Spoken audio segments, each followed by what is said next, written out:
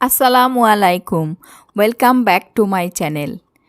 Real ফিউশনের ঈদ আয়োজনে আজকের রেসিপি কাস্টার্ড মালাই কেক।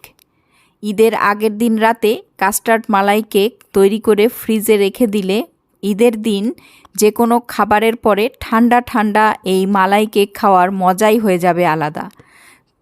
আজকে আপনাদের এই ঠান্ডা মজাদার অল্প মিষ্টির মালাই কেক কিভাবে সহজেই রাইস কুকারে তৈরি করে নেওয়া যায় সেটাই দেখাবো।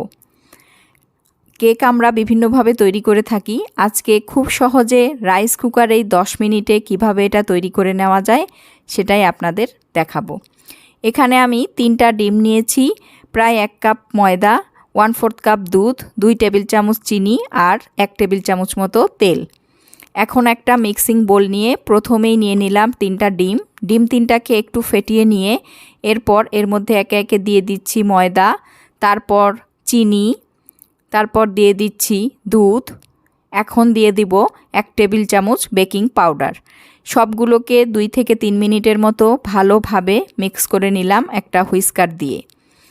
মিক্সিংটা হয়ে আসলেই এর মধ্যে দিয়ে দিচ্ছি 1 টেবিল চামচ তেল। ব্যাস হয়ে গেল। এখন আরেকটু ভালো করে মিক্স করে নিচ্ছি, কনসিস্টেন্সিটা এরকম হবে।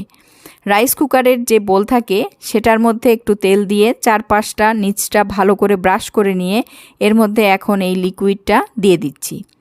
ব্যাটারটা পুরোপুরি দিয়ে এটাকে সামান্য একটু ট্যাপ করে রাইস কুকারে বসিয়ে দেব।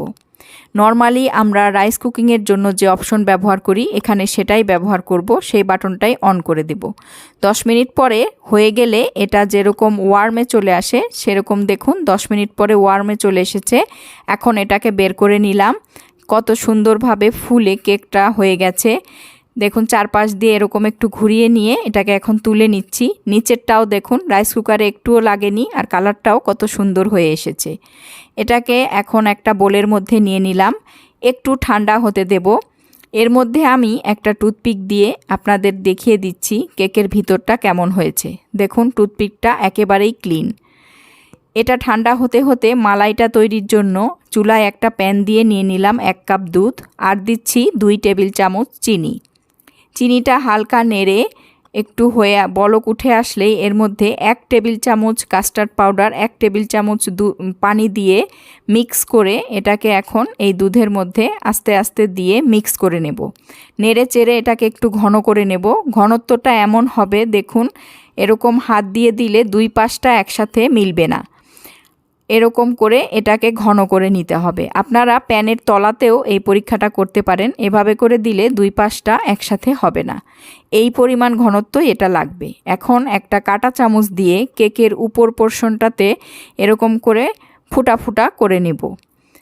আবার কেকটা উল্টিয়ে নিচের পাশটাতেও এরকম করে ফুটা ফুটা করে নেব, যাতে কাস্টার্ডের লিকুইডটা ভালোভাবে কেকটার ভেতরে অ্যাবজর্ব হয়ে যায়। এখন কেকটা হালকা ঠান্ডা থাকবে আর এই গরম গরম কাস্টার্ডের লিকুইডটা কেকের উপরে পুরোটা চারিদিকে ভরে সুন্দরভাবে দিয়ে দেব। যেরকম ঠিক মিরর কেক বানালে হয় এখানেও গ্লেসিনেসটা ওরকমই আসবে। দেখুন পুরো কাস্টার্ডের লিকুইডটা দিয়ে দিলাম। এখন এটা আস্তে আস্তে 3-4 মিনিট পরেই দেখুন সব কাস্টার্ডের লিকুইড কেকের ভিতরে অ্যাবজর্ব হয়ে গেছে। আর কিছুক্ষণ রাখলে পুরোটাই ঢুকে যাবে। এখন কিছুটা আমি ড্রাই ফ্রুটস নিলাম গার্নিশ করার জন্য। আপনারা আপনাদের পছন্দ মতো ড্রাই ফ্রুটস দিয়ে গার্নিশ করে নিতে পারেন। গার্নিশ হয়ে গেলে গরম অবস্থাতেই এটাকে একটা ঢাকনা দিয়ে ফ্রিজে রেখে দিতে হবে। 3-4 ঘন্টা ফ্রিজে রেখে দেওয়ার পরে বের করলে দেখুন একদমই কাস্টার্ডের যে লিকুইডটা ছিল সেটা নেই, পুরোপুরি কেকের ভিতরে চলে গিয়ে কেকটা ফার্ম হয়ে গেছে।